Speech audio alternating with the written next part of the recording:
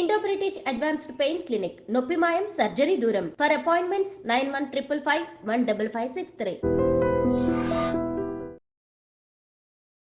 Hi hello నమస్తే welcome back to iDream media. ఈరోజు మనతో ఉన్నారు ఇమిగ్రేషన్ హెడ్ అయిన శ్రీ లక్ష్మి గారు. సో ఓపీటీ స్టూడెంట్స్ సంబంధించి లేటెస్ట్ అప్డేట్ అండి. మీరు వినాల్సిన పూర్తి ఎపిసోడ్ ఇది, చివరి వరకు చూడండి.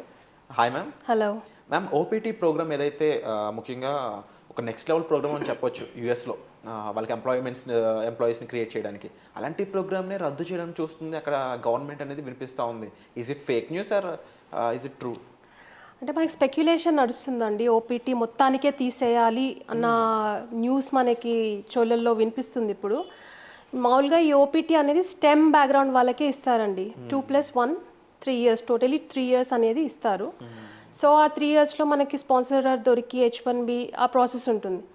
కాకపోతే ఇప్పుడు మనం వింటున్న న్యూస్ ఏంటంటే మొత్తానికి ఓపీటీ అనేది తీసేస్తే, ఇప్పుడు తీస్తే ఎవరికి లాభం, ఎవరికి నష్టం? ఈ రెండు క్వశ్చన్స్ మనం కాన్సన్ట్రేట్ చేస్తే నష్టం వచ్చేసి 100% ఆ కంట్రీకే, అమెరికాకే నష్టం అవుతుంది ఆ స్టెమ్ బ్యాక్గ్రౌండ్ తీసేసి ఓపీటీ తీసేసేస్తే. ఎందుకంటే వాళ్ళ ఎకానమీ డౌన్ అవుతుంది, మనకి వర్క్ ఫోర్స్ అనేది వాళ్ళకి తగ్గిపోతుంది ఓపీటీ తీసేస్తే. సో వాళ్ళకే డిసడ్వాంటేజ్. కాకపోతే మనం ఏం ఎక్స్పెక్ట్ చేయొచ్చు అని అంటే 2+3 ఏదైతే మనకి ఎక్స్టెన్షన్ ఉందో ఓపీటీకి, దాన్ని మేబీ 1 or 2 years షార్టన్ చేసే అవకాశం అయితే మనం చాలా చూడొచ్చు. అట్లాంటి పాజిటివ్ వేలో మనం అనుకోవచ్చు. 3 years బదులు maybe 1 year or 2 years for eligible applicants. అది కూడా అందరికీ వర్తించదు ఇది.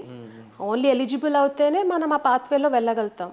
జనరల్గా ఒకసారి మన ఆడియన్స్ యొక్క క్లారిటీ కోసం ఒకసారి ఆ ఓపీటీ అండ్ స్టెమ్ ఓపీటీకి సంబంధించిన టైం డ్యూరేషన్ ఒకసారి చూద్దాము.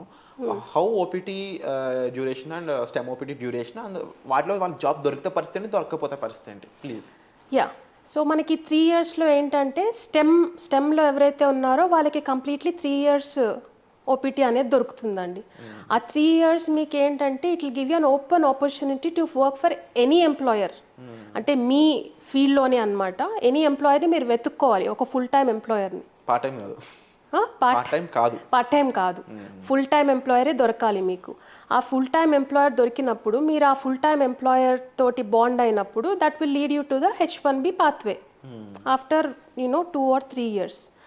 కాకపోతే ఇక్కడ మనకి ఎంప్లాయర్ దొరకలేదు అనుకోండి ఆ 3 years, ఆబ్వియస్లీ మీకు ఒక 90 days గ్రేస్ అనేది ఉంటుందండి 3 years తర్వాత. ఆ 90 daysలో కూడా మీకు దొరకలేదు అనుకోండి, టోటలీ 3 years + 90 days దొరకపోతే మీ visa it will be elapsed అనమాట, ఎక్స్పైర్ అయిపోతుంది and you have to come back. అదొక కండిషన్ ఉంటుంది దానికి. So mandatorily you have to find an employer within that time frame. Yeah, and ముఖ్యంగా ఇలాంటి టైంలో వాళ్ళు కన్సల్టెన్సీ ద్వారా వెళ్ళినట్లయితే వాట్ హ్యాపెన్స్? అమెరికాలో ఉన్న కన్సల్టెన్సీ అంటున్నారా? కన్సల్టెన్సీస్ ఏంటంటే వాళ్ళకి టైఅప్స్ ఉంటాయండి.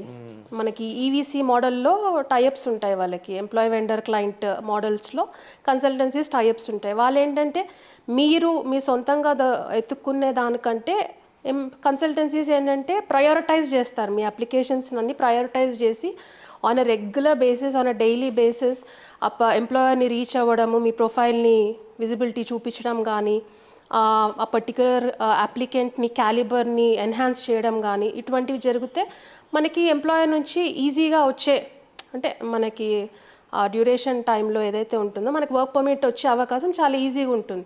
సో చాలామంది మనకి ఓపీటీ ఉన్నప్పుడు అమెరికాలో కన్సల్టెన్సీస్ని డెఫినెట్లీ కన్సల్ట్ అవుతారు. సో డైరెక్ట్గా అప్రోచ్ అవ్వడం ఒక పద్ధతి ఉంటుంది ఎంప్లాయర్స్కి. మనకు సక్సెస్ అవ్వట్లేదు అన్నప్పుడు they will approach to the consultancy which will lead you to like a third party vendor type of a approach. Okay ma'am. And more over ఇప్పుడు ఎవరైతే స్టూడెంట్స్ ఇప్పుడు లాటరీ కోసం ఎదురు చూస్తూ ఉన్నారో వాట్ కైండ్ ఆఫ్ అంటే ఎటువంటి జాగ్రత్తలు వాళ్ళు తీసుకోవాలంటారు?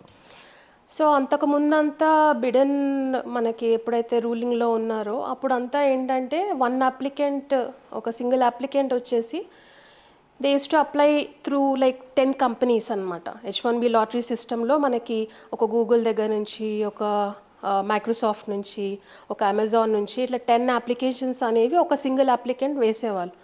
ఇప్పుడు అట్లాంటివి చేయడానికి మనకి ట్రంప్ వచ్చిన తర్వాత అట్లాంటి పాసిబిలిటీస్ అయితే మనకు ఉండవు. సో మనం సింగిల్ అప్లికెంట్, మనం సింగిల్ అప్లికేషన్లోనే we have to file for the H1B అనేది. మనం మల్టిపుల్ అప్లికేషన్స్లో మన నేమ్ అక్కడ రిఫ్లెక్ట్ అయిందనుకోండి, డూప్లికేట్ అప్లికేషన్ వచ్చేసిందని చెప్పేసి they will cancel all of the applications and only one application ఎగ్జిస్టెన్స్లో పెడతారు. సో అట్లాంటి ఎవరైతే ఇప్పుడు వేసుకోబోతున్నారో H1B, they have to be very careful. ఇట్లాంటి back door and multiple applications వేస్తే నా నెంబర్ ఎక్కువ ఉంటుంది కదా అన్న అపోహలో చాలామంది ఉన్నారు. So that they have to cut down and they have to be very careful. Suggestion ఏంటంటే డైరెక్ట్ ఎంప్లాయర్ దొరికి మీరు H1B వేసుకుంటే it will be very comfortable and easy process. 3-way process కాకుండా 3-way ప్రాసెస్లో కూడా మీరు వేసుకోవచ్చు, provided you are fulfilling the criteria. ఇప్పుడు మన క్లయింట్ లెటర్ కానీ కాంట్రాక్ట్ లెటర్స్ కానీ క్లయింట్ లొకేషన్ కానీ ఈ వెరిఫికేషన్స్ అన్నీ ఎక్కువ జరగబోతున్నాయండి ఫ్యూచర్ H1B అప్లికేషన్స్లో. క్లయింట్ అంటే పర్సన్ వెళ్ళి అక్కడ ఎంప్లాయర్ ఉన్నారా లేదా అని చెక్ చేసే అవకాశాలు కూడా మనం చూడొచ్చు. సో అవన్నీ జాగ్రత్తలు తీసుకోవాలి ఇప్పుడు ఓపీటీలో ఉన్న వాళ్ళు.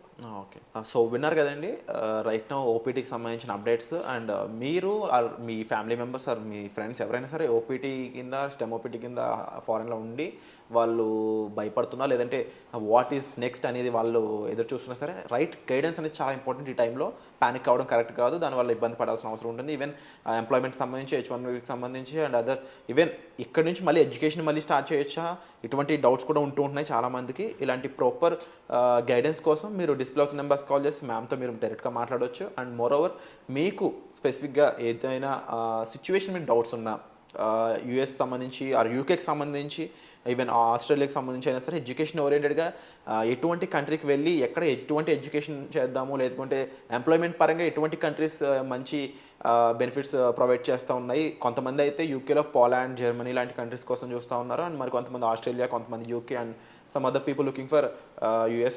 Most of the people are looking for US definitely. ఇలాంటి ఈ కంట్రీస్ సంబంధించి పూర్తి అవగాహన అక్కడికి వెళ్ళాక ఎటువంటి గైడెన్స్ మీకు ఉంటుంది, అక్కడికి వెళ్ళాక ఎంబసీ కానీ అటువంటి నెట్వర్క్ సపోర్ట్ కానీ అక్కడ ఉండే కన్సల్టెన్సీస్ కానీ అండ్ అక్కడ కంప్లీట్ ఇలాంటి గైడెన్స్ కోసం మీకు ఎటువంటి డౌట్స్నా క్లోజ్ చేయడానికి మ్యామ్ పర్సనల్ అపాయింట్మెంట్స్ కూడా ప్రొవైడ్ చేస్తున్నారు. సో దానికి సంబంధించి మీరు డిస్ప్లే అవుతున్న నెంబర్స్ కాల్ చేసి డైరెక్ట్గా శ్రీలక్ష్మి గారితో మీరు 1-on-1 సిట్టింగ్లో ఓవరాల్ డౌట్స్ అన్ని క్లారిఫై చేసుకోవచ్చండి. సో ఇటువంటి ఒక మంచి ఆపర్చునిటీ మీరు ప్రొవైడ్ చేస్తున్నందుకు thank you so much. Thank you very much అండి.